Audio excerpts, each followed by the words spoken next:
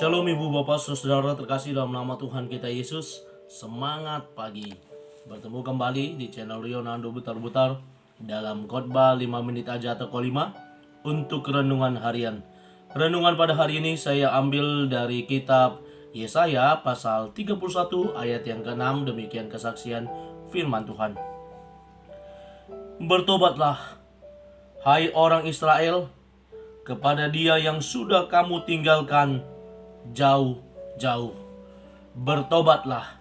Ibu bapak saudara terkasih dalam nama Tuhan kita Yesus.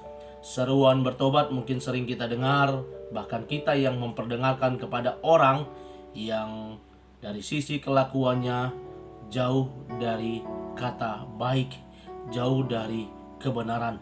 Sehingga seruan itu sering kita sampaikan, kita lontarkan kepada mereka yang mungkin hidupnya ada dalam dosa seperti mabuk-mabukan, judi, perzinahan, pembunuhan, perampokan, dan hal jahat lainnya. Itulah yang sering diserukan untuk mereka agar mereka segera meninggalkan segala kelakuannya yang tidak baik dan tidak berkenan di hadapan sesama, terlebih lagi di hadapan Tuhan. Maka seruan pertobatan itu layak dikenakan kepada mereka. Namun seruan pertobatan juga sering disampaikan kepada kita agar kita semakin mengingat diri kita untuk terus-menerus memperbaharui hidup kita, untuk terus mengupgrade bahwa kita juga dalam kehidupan kita sehari-hari tidak luput dari segala dosa dan pelanggaran. Ibu bapak saudara terkasih dalam nama Tuhan kita Yesus, terkait kata pertobatan yang saya sampaikan di awal tadi merupakan kata pertobatan untuk bagian umum dari kelakuan tingkah laku manusia. Namun dalam nats ini kita lihat ada kekhususan yang disampaikan oleh Nabi Yesaya, di mana Allah berfirman melalui Nabi Yesaya berkata kepada orang Israel agar mereka bertobat. Bertobat dari apa?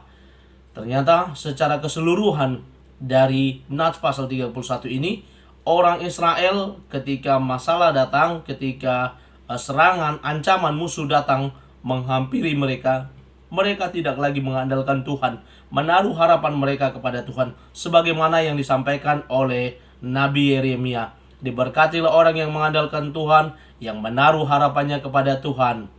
Namun orang Israel ketika ancaman musuh datang, mereka justru datang mengandalkan orang Mesir. Benar saja pada saat itu kekuatan tentara militer Mesir salah satu yang diakui di dunia, sehingga Israel ketika ada ancaman datang, mereka minta tolong kepada Mesir. Mereka berpengharapan kepada Mesir dan mereka andalkan Mesir yang sanggup membantu mereka melepaskan, meluputkan mereka dari ancaman para musuh Israel. Dan ini merupakan hal yang tidak berkenan di hadapan Allah. Melalui nabinya, Nabi Yesaya mengingatkan kepada bangsa itu bahwa itu merupakan satu kesalahan. Ya, seolah-olah mereka melupakan bagaimana Allah menjadikan Israel raya di zaman Daud dan Salomo dan di zaman raja-raja sebelumnya, di mana mereka menolong. Atau kita mau mundur ke belakang ketika perjalanan bangsa Israel keluar dari Mesir menuju tanah Kanaan, bagaimana mereka adalah masyarakat biasa, orang-orang biasa yang tidak terlatih perang. Namun dalam perjalanan itu mereka juga harus berhadapan dengan kerajaan yang memang memiliki kekuatan militer pada saat itu. Bisa saja mereka mengalahkan bangsa Israel. Namun apa? Orang-orang biasa ini dipakai oleh Allah, dipilih oleh Allah untuk mengalahkan kerajaan-kerajaan besar, kerajaan-kerajaan Amon, Moab, Amalek, Og, dan lain sebagainya. Semua dikalahkan. Mereka punya militer yang bagus, namun dengan mengandalkan Allah mereka boleh menang. Bangsa Israel boleh mengalahkan para musuhnya. Ibu bapak saudara terkasih dalam nama Tuhan kita Yesus, hal ini juga mengingatkan kepada kita ketika situasi kesulitan, sakit, penyakit, ancaman datang menghampiri kita. Jangan kita lari kepada orang pintar, jangan kita lari mengandalkan manusia atau mengandalkan dunia ini, tapi kita datang mengandalkan Tuhan. Tuhan akan memberikan kepada kita hikmat agar kita boleh lewat menyelesaikan permasalahan yang kita hadapi, agar ada solusi dari setiap persoalan yang kita hadapi.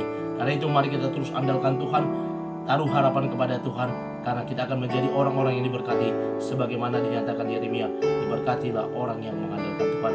Selamat beraktivitas, Tuhan Yesus memberkati. Shalom.